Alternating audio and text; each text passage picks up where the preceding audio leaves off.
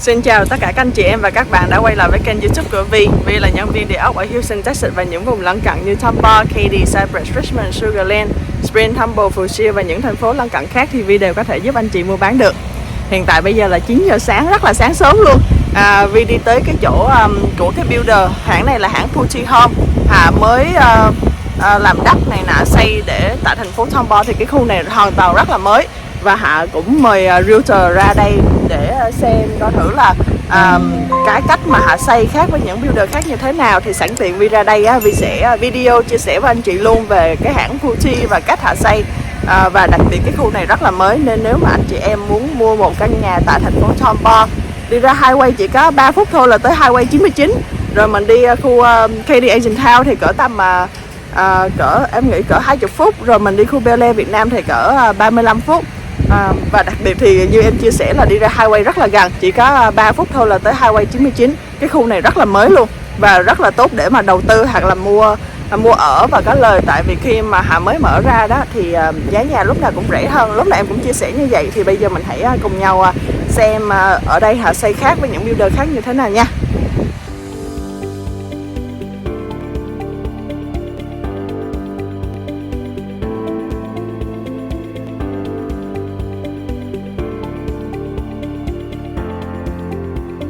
Đây là những căn nhà của hãng Pulte.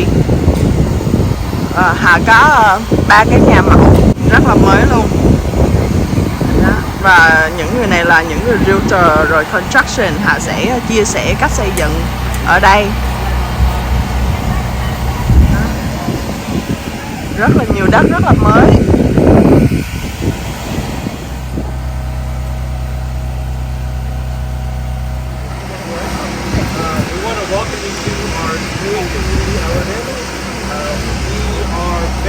Very excited about this. Obviously, right here by the Pulte Stadium, there's Pulte Pool. So we're very excited to be here.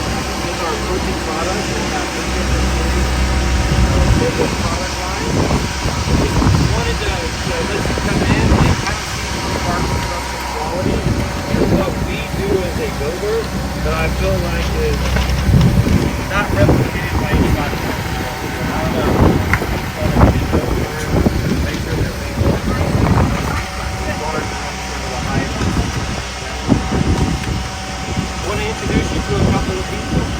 First off to my left is Pulte Bachelor. He is the general sales manager for this area, so he will be in charge of selling here. To my right is Ryan Yadachek. He is the area construction manager.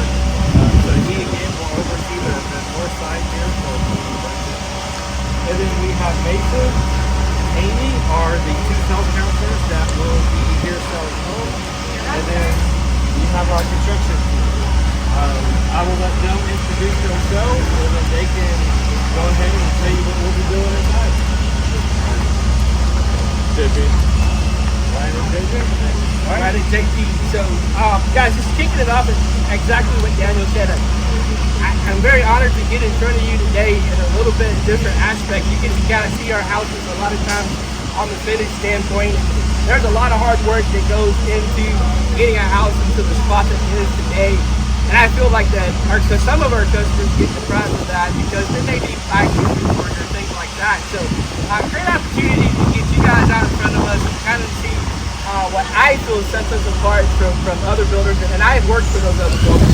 And this is my longest tenure here because I do believe wholeheartedly in what we do for our, you're going to hear the acronym PCF, but it's our Pulte construction standard. Our Pulte construction standards are extremely different in the aspect is that all of our houses go through a third-party hierarchy code inspection. They go every year house that's built in the Green area goes through IRC. But our Pulte construction standard is above and beyond what we call the code, and it's simply nothing more than manufacturer's recommendations of how a product is installed. But we put these guys through the eyes, they are the eyes of not only our vendor that's working on it, but to our assurance eyes that make sure that a house goes together per our manufacturer's recommendation. What we have found over time is it's not only, it's a time, once you put a homeowner into a home, it's extremely difficult for the warranty process, right? And we all know that sometimes some of our buyers don't have the opportunity to take off work at any given moment, and then getting a trade partner into a house after the fact is something we don't want to trouble our buyer with. Do we do it? Absolutely, it happens. We build houses with human hands. But our third-party inspection and our inspections by our field managers eliminate a lot of that hassle further down the road. So just take for an example, we're going to show you today is when we do a window, for example. A window needs to be nailed or screwed per the manufacturer's recommendation. It needs to be caulked per the manufacturer's recommendation. It needs to be taped and sealed per the manufacturer's recommendation. So we have acronyms for every single thing on that window, and it's these guys' job every day to go check and make sure that every aspect of that particular window is put together per our manufacturer's recommendation. And so it's for the T-ply, it's for the windows, it's for the plumbing, it's for the HVAC. We're going to walk you through today, and we're going to show you a lot of things that are written on the floor. And not only if you walk in Ellerton, but you walk in any community, Syntax, Pulte, Del Webb, you're going to see these exact same acronyms across all of our communities. Because we do it, we're audited on it. We're audited here in Houston, and we're also audited by auditors out of Atlanta. And then, of course, our Ivicus auditors come and audit for the same particular reason. So, something we feel really strong, really passionate about, and delivering a quality home behind the walls also, and we'll see what you get to see. Guys, would like to add anything to that? I think visually it's also very good for us. Good white light system, night light. Great quality. Pretty much like Ryan's thinking that TCS, not just for the sense of the color, helps highlight the quality, and also us and our servers help our inspection council say, hey, I'm going to do this, we're going to step it up and take something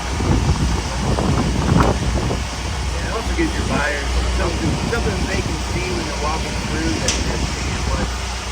We have a system for when something's incorrect and when it's incorrect. So as they're walking through, they feel that they walk through. See that something was marked incorrect and now it has a dot next to it that's incorrect. They can kind of make it part of the process.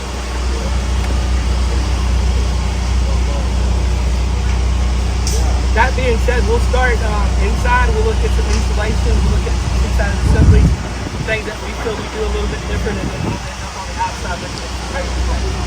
Sound good? Alright. We know it's hot, so we'll make it work. Try to open as many windows as we possibly can.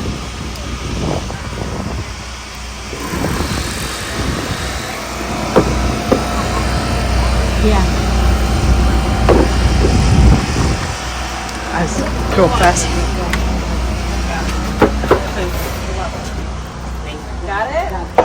Yes. Got it.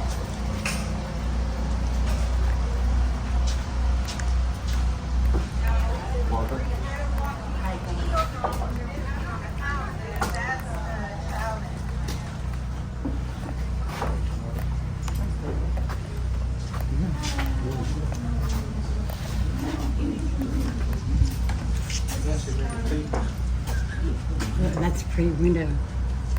Really pretty. What do they call that? That window? Bay window. The bay? It's really pretty. I didn't think it had that many facets.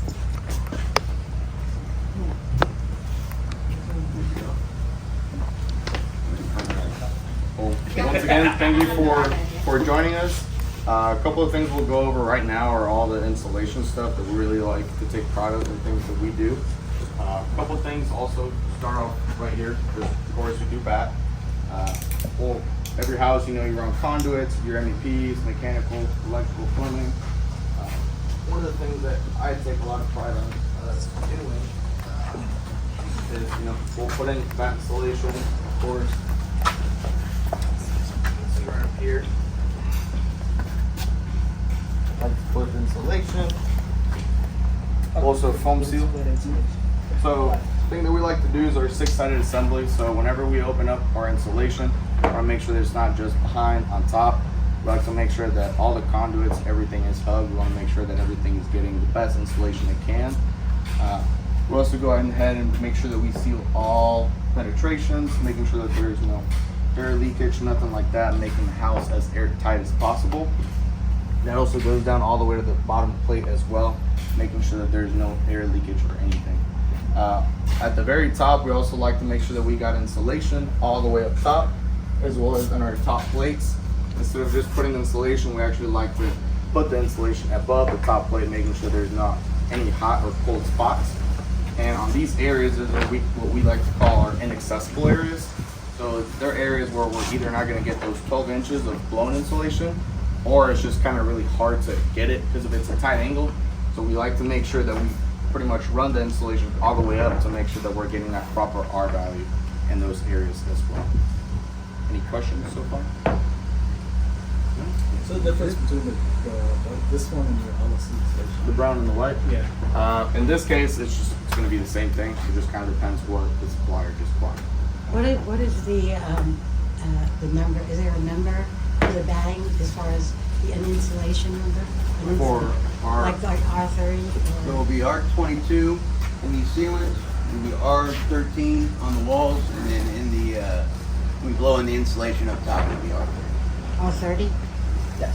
Oh, well, so R13 is Walls. the inside walls or just? Walls, yeah. That's Yeah, R13. okay. 13, 22, and 30. Wow, okay. That's really good. Some of those acronyms Ryan was talking about earlier were, you can see them on all of our windows. So here, NP is for nail pattern. So we're expecting every window header for the nail pattern. So we're missing a couple nails up there, so that's marked as incorrect. We have energy headers. So every window gets foam in between these 2x6s or 2x4s, whatever's up top. And so if we're missing that or have a gap in that, we'll get an ounce. And then we have an air seal going around, which they haven't done yet, with a foam all around that we check on every window. And then down here we have WS, which will be our wet seal, which is making sure we're caulked correctly at the bottom wall. Right. also. Go ahead. So like with Ryan saying, when you see an X, that to me I already know that the guys have notified that there's an issue or a problem. Once he calls a vendor, the vendor comes back and corrects that. We then go back and we put a dot over that X.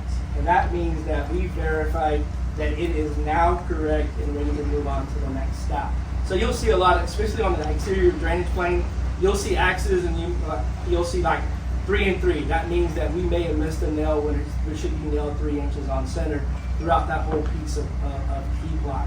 So that's just those checks and balances to make sure that A, we're doing it per the manufacturer's recommendations, and B, is make sure we're doing it right. Because our motto, if you don't know, is do the right thing. Yeah. And then that's what we impress to do every single day for our buyers, and it's always to do the right thing. Weren't you the builder of the year? That's a good one. Like what recently? I think you were. I'm not sure. Yeah, we'll take it. Yes, for the last 10 years in a row. That's a hell of a yeah. I'll take it. Thanks for the plug. Oh, no problem. No problem. But yeah, so I think that's just kind of rundown on our insulation. I know we get a lot of, there's a lot of new aspects in the market today. But when that insulation, we insulate to a grade 1, which means all aspects of the house are going to function at the highest possible level that Energy Star rating can get to us using that insulation. So you're an Energy Star? We are Energy Star certified. That's why you'll see we recently went to a whole bunch of changed some aspects of insulation, and then of course the hot water heaters, the tankless hot water heaters. Is that what you're was one of the biggest things that's really been in Energy Star. Is there still an extermination? Yes. There is Yeah, so can or that you'll something? see the little yellow-green lines that Right. run through that pop up specifically in all of our walls that have plumbing in them, and then all the exterior walls. And the house then has the the pest control defense system on the Yes. outside of the house. Because I live in, my house is a Pulte. Oh, well, thank you so much. You're very welcome. I like it. Were y'all gonna talk about the Tech Shield? So yeah, so I think insulation. Tech Shield's pretty much kind of standard now through all our products, but once again, a radiant barrier that over the life of the house is going to save us, save our buyers and our homeowners multiple dollars throughout the life of the home. Cools the house by probably about 5, 8, 10% in the attic itself.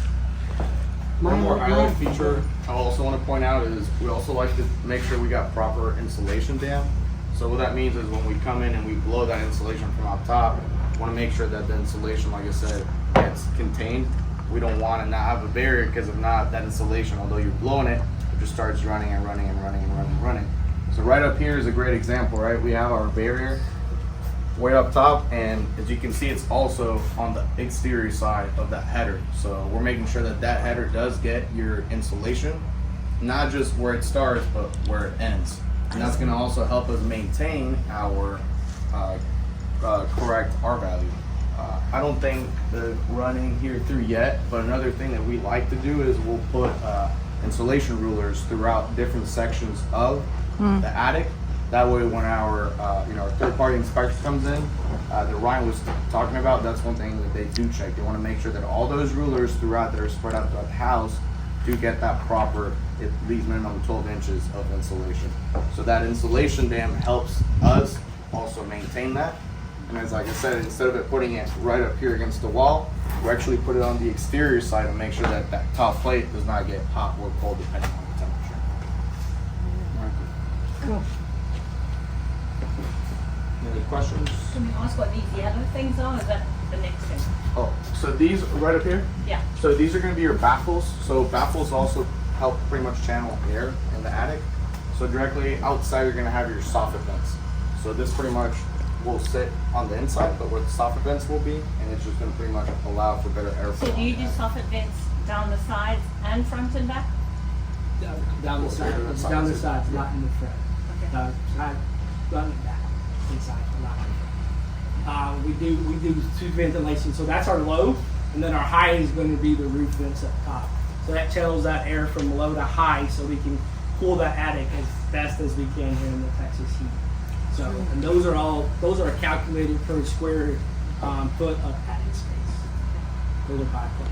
So Because I just had an issue with a buyer that he bought it new. It's a Pulte home, Okay. and they don't do soffit vents down the side. They only do them front and back. And we've had a number of roofers come in, and they said there's not enough ventilation in the attic. I could see it in that with the syntax. Is it syntax? Or is it No, it was a Pulte, and they said it's to code, but they don't have any soffit vents down the sides. it may be a zero. Is it? Where is it in the city? Houston? No, New Caney. No, we should have them. We got vents. We should have them on. We should have them on. They should go from out. Yeah, the house next door is another builder, and they have soffit vents up and down the sides too. So he may be talking about perforated soffit. Well, you'll see it. You should see the little 6x12 little channels that we have installed here. Give me that address. I'd like to look into it. Okay. Let me know about it. Yeah. Thank you. All right. Is there anything else in the inside before we move to the outside? I know it's probably a little cooler outside, and everybody's getting a little inside. Sorry about that. This Texas weather. All right. Well, now we'll walk to the outside of the house, and we'll discuss a little bit about our drainage plan and what we do different there. I think that side of the house might be a little cooler than that side of the house right there.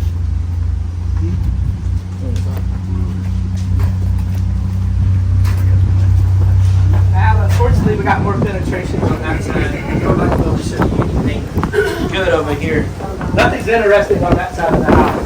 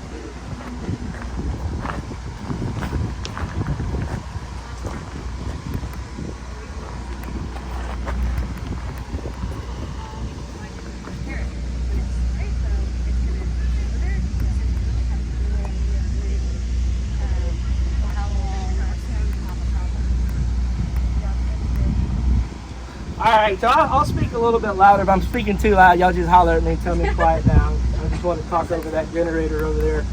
But one of the most important parts of a house, in my opinion, is the exterior drainage plan, right? This is the final line of defense. This is the first and final line of defense for water infiltration into your house, right?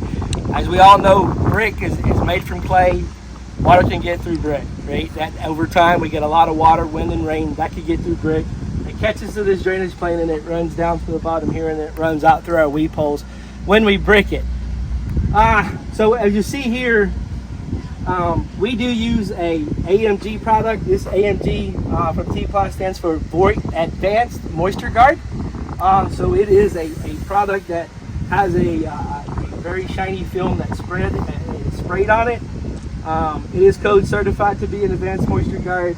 Our red T-Ply is code certified to be a windstorm barrier or engineered sheeting. Green is simply for the advanced moisture guard, so that we do have a product that will stop the water from exiting behind it. One thing about a product like this is when we do penetrate it, now we become vulnerable for water and leaks.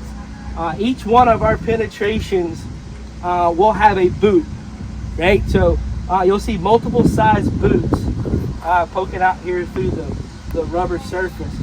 These boots are all fitted to each specific penetration. These boots are then sealed and taped so that water cannot get behind them.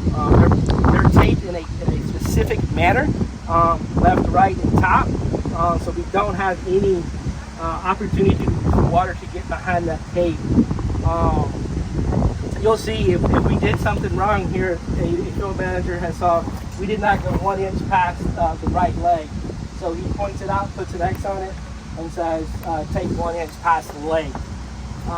So that's a great example. Once that's fixed, he'll come back, see it, and he will put a dot over the X. You'll see that, like, if you see I've come up here and a straight dot, that means he's looked at everything on this particular piece and said that, yes, it's good to go, and he gives us thumbs up and we move on. Guys, one of the biggest opportunities for Pulte years ago, not today, was this drainage plane, right? When water gets behind our drainage plane and gets into our house, there's all kinds of ways that can go south, right? From you know, the worst being the M word, and that's what every homeowner is worried about, right? Is that mold or that mildew? And this is a great product to stop our water from penetrating through our plane if it's installed correctly, and we make sure that for our checks and balances we are installing correctly. We're using our boots that are called out. You'll see a lot of our vendors, a lot of our competition, they'll just pop it through there. They may run some caulk around it, they may throw some tape on it, but not putting any boots on the exterior drainage plane to make sure that we're making as much as a watertight barrier as we possibly can. You'll notice we go to the point, these nails shouldn't be overdriven. You might see some overdriven nails.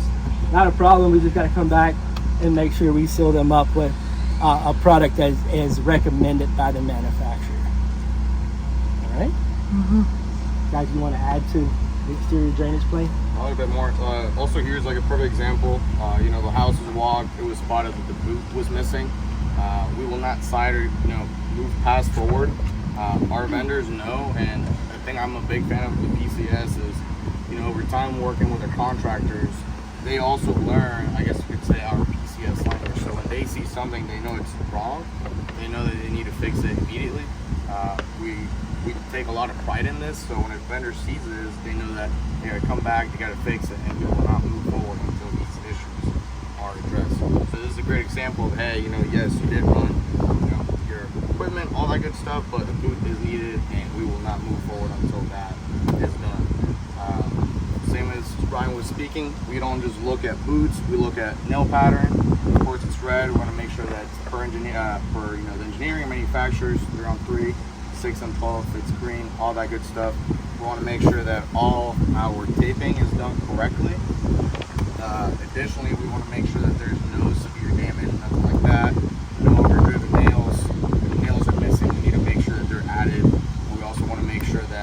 ply is installed correctly.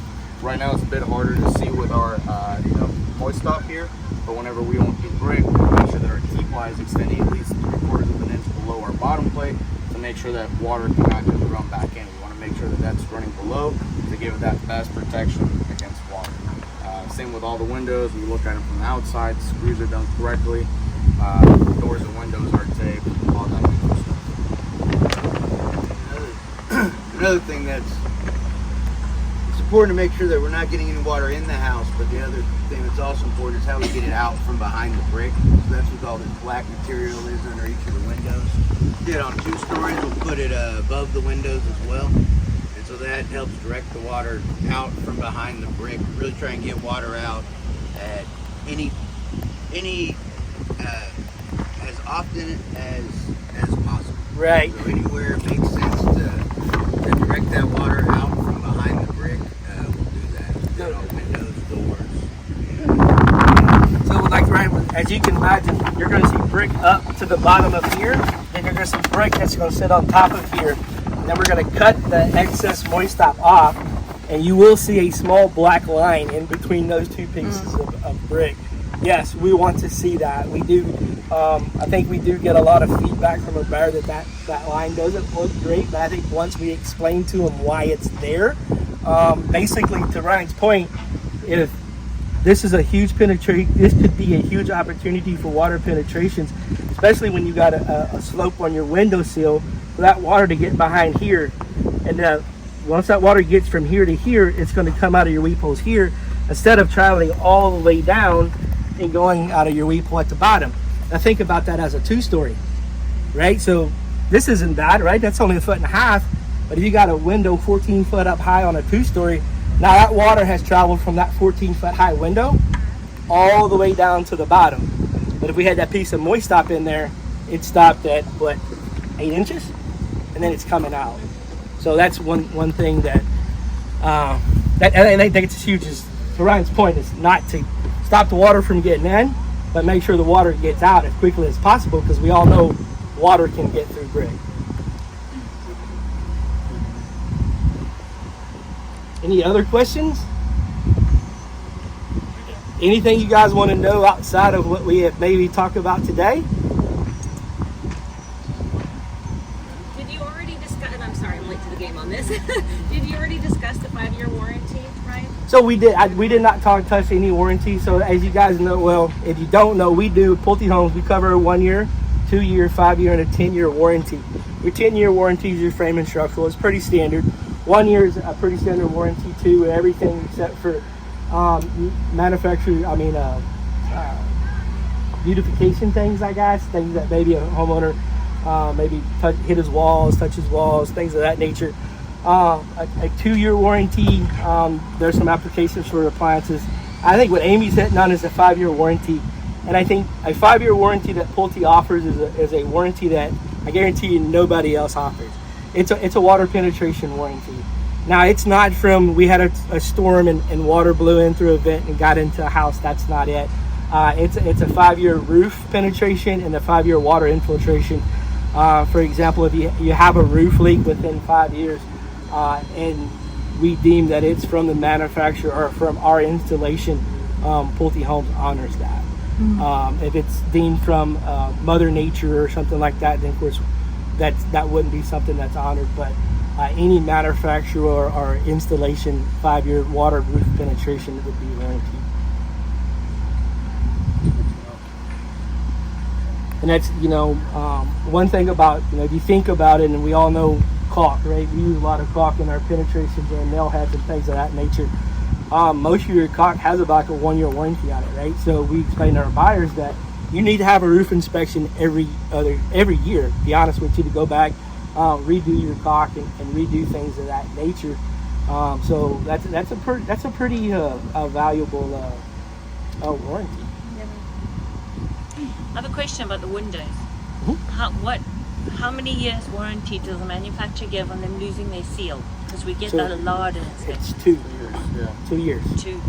So if you see any seal failures, like any trapped moisture, any, I guess you could say discoloration, that sometimes purple or rainbow color inside, that's covered for 2 years as well.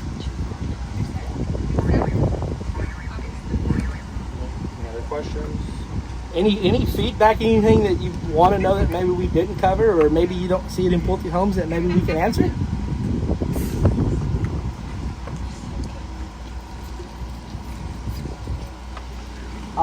Once again, if you ever have, you're ever on site, you want information on what we do different, maybe you want to lead a buyer through it before the process, before they actually buy, absolutely reach out to your sales consultant.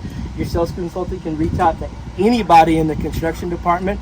We also have a full-time build quality manager on our job site, in our job site in the Houston division. We have a director of build quality that also here stationed in Houston, and a very, very involved VP of construction. I guarantee you that if your buyer has a hesitation or wants more information on what we do different, we will get in front of them and have zero problem doing that. Anybody. I have one other question. I was at Highland Homes on the weekend, and they said they're the only builder that puts in the driveway when they put the slab in.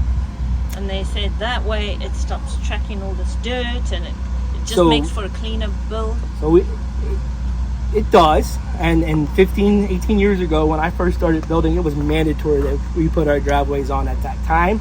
But what we found is during the bricking process, we do damage that flat work. So we put our flat work on in after brick complete. So, and that we try to minimize as much traffic on that as possible. Yes, we probably do get a little more dirt into our houses, but we do try to keep 3-foot walkways made from board from the street to the house, so that we can travel up and back in there, and then try to alleviate some of that unnecessary damage. Because unfortunately, we tell our brickers we want you to drop it on the ground, right? We want you to drop it on the dirt. And if I have some beautiful flat work sitting there and it's raining outside, the first place he's going to put it is right there. And then my bricker is going to roll this trolley underneath there, and every time he rolls underneath there, he has the opportunity to scratch that flat work. And it's just there's points in time when we did that part, and then I think we learned from that, especially around COVID. Prior to COVID, we did a lot of it up front because we were trying to pour as much concrete as we possibly could for other reasons, as far as sustainability to get concrete at that time. But now we have pulled specifically with brick. Now you'll see some Syntax communities where we don't brick. A whole lot of board and batten in front, no brick front elevations, or very, very minimal brick elevations. We might pour that a little bit earlier. But in these houses, we're going to stay away. Right now, we're going to stay away from that unless the industry pushes us to where we got to go back to order X amount of yards of concrete and use up. So it's kind of a floating deal, but it's not our practice to pour concrete before brick. It's definitely not our practice to pour it 3 weeks before closing either. But sometimes Mother Nature depicts what we do in that window. I would tell you we still use 3,500 psi on our driveways. A lot of our vendors use 2,500. We use 3,500. It's a little stronger. Maybe not finished quite as pretty because it got less water in it, but definitely a product that is going to hold a lot better for us down the long run. We also do put rebar in all of our driveways. If you guys out in Fort Bend County, you don't have to have rebar, but in the interim, we choose to put it in the whole house, in the whole flat, 16 inches on center. Is it 3-sided brick or 2-sided? So, Christina, here's 3-sided, right? Yes. Thoroughfare lots will be 4-sided. Thoroughfare, I think there's options for a 4-sided brick too. One little thing I wanted to add on, just how we did today, we also like to make sure that we give our customers the best experience. So I like, of course, getting homeowners right from the get-go. We get to do the intro, but just as we did today, we also do a walk like this with our homeowners. It's not like, hey, we're moving the drywall, that's it. No, we actually like to schedule a walk with the homeowners and say, hey, if you have a chance, let's walk the house together. We actually walk the house exactly at this stage when everything's in right before drywall, and just how we did with you guys, we show them everything. We go over the key. We like to highlight, of course, all those beautiful features about insulation, all that good stuff. That way the homeowners really know what's going in. And I like to call it like the behind the scenes. You really get to know how your house works, where everything's at, all that great little stuff. So it's something that we like to do just to help our customers have the best experience, be as best informed as they can, and of course, you know, give them more opportunities to have those interactions with us and ask those beautiful questions as well. And we'll also be, as the structure managers, will be updating your buyers weekly, and then with our sales counselors, we'll be calling the buyers bi-weekly. To update them, make sure everything they're comfortable, don't have any questions, and everyone's happy. Communication is key. I believe as long as, you know, that's one of our biggest deals. One of the things that I probably don't tell these guys enough, as a national division-wise per all Pulte Masons, these guys do lead all that in communication. They scored 97 out of 100 as a Houston division, which is #1 in the nation, and it's just thing that I take a lot of pride in. That these guys do every week, and you know, our customer is the #1 most important thing to us. As far as materials goes, like currently, is there anything like that y'all are seeing or noticing, like delays on something that we could probably keep in mind, or where we're not, you know? So I think for the most part, we have got past that bubble. And gosh, I need some wood to knock on. I know there's some underneath it. So I know, yeah. But you know, I think you see some things that maybe take a specific chip, you know, something that's made overseas that takes this small microchip. You know, I know water meters was an issue at one time. I know ovens are now an issue because of this one chip, where we're going to have to, as it doesn't matter, they don't make this oven anymore because of this one particular chip. So we have to steer away from some things like that. But as far as getting a product into the house, no. As far as getting that exact product, I would think only if it's like an oven or maybe a part of an air conditioning system or something of that nature. The ACs, I think that kind of going away. I think there's just a couple of chips on some water meters and a couple of chips on some ovens that we're having. Actually, Whirlpool discontinued ovens altogether because they're just not going to get them anymore. So, and that's not only Whirlpool, guys. That's Samsung. That's all of the vendors. So then we do. Sometimes we have to duck and dodge and make sure that we get our buyer something comparable to what they bought and purchased. And at times it's upgrades. Are there still any issues with utility delays? I know at one point the gas was huge. Oh my God! Why you got to bring this up? Yes, yes. Especially the further north you go. Yeah. The further north you go, yes, we are definitely fighting electrical delays. Guys, I don't know, out to Magnolia, we're fighting some water delays. So yeah, I mean, everybody's fighting electrical and water delays. And unfortunately, God bless their soul, it's 118 degrees outside, so everybody just delays that you are already knowing you're having are just slowing down too, because we just can't get as much done in a day as we used to. And I don't blame them, right? It's so blessed hot outside. But yes, man, we are especially some of those us that use Entergy. Entergy is pretty hard to handle right now. They're having some longer delays. Specifically, they use some products for their transformers. That was product that was made overseas. So therefore, there was one specific part that they couldn't get for their transformers. So that kind of set them back. I think there's a light in the horizon for them though. I just don't know how fast they're going to get it done. Centerpoint seems to be the better out of all of them as far as gas and, well, not as far as gas, but as far as Entergy and power, they seem to be, they're delayed, but they seem to be the less delayed, if that makes any sense. Yeah. That makes any sense. So, but that's just, things these guys and we all have to fight on a daily basis. Yeah.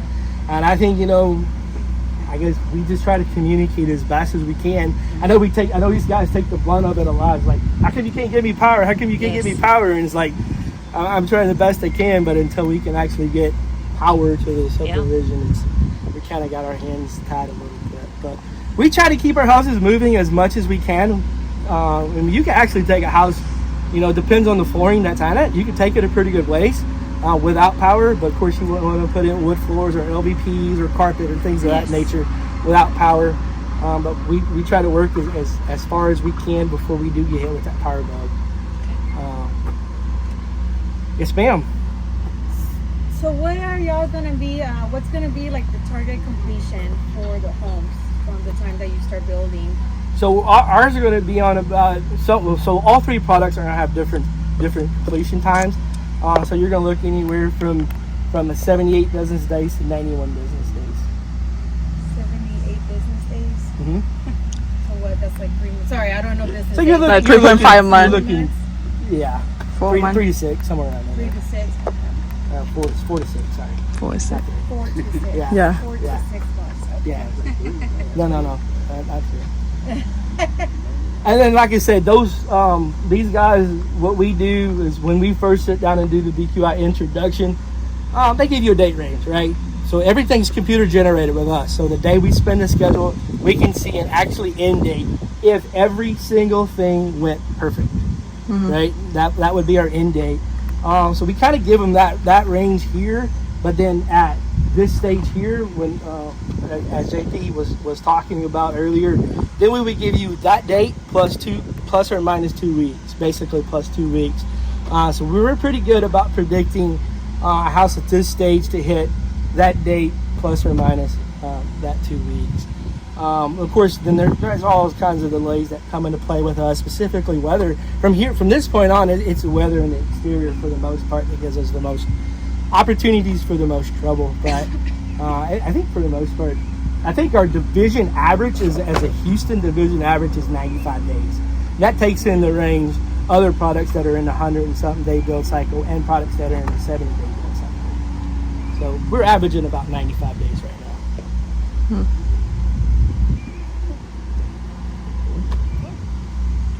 All right.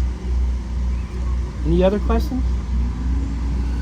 Once again, I appreciate you guys coming out. I know it's hotter than Hades out here, but I appreciate you guys taking the time to come and see what we get to enjoy. This is what we actually enjoy doing. I love seeing a finished model, and they look beautiful, but I like looking right here between the studs and the sheetrock, and that's, to me, this is the heart and soul of the house. This was going to be here for the next 50 plus years. This is what they're going to pay on for the next 30 plus years, if not more. So a lot of pride goes right here. And then of course it's not only our pride, but to make sure that our buyers not inconvenienced as least as possible in the future. Somebody we were doing a sales meeting the other day, and 221 people an average of 221 people touched this house in the build. So there's a lot of hands, right? Yes. There's 482 hands in there. So there's a lot of, and they're all human hands, and we're all cutting and pulling and a lot of pride. And that's not counting the most important one. Thank you so much. Yes, thank you. Thank you. Thank you. Any feedback you can pass on to Christina or Daniel?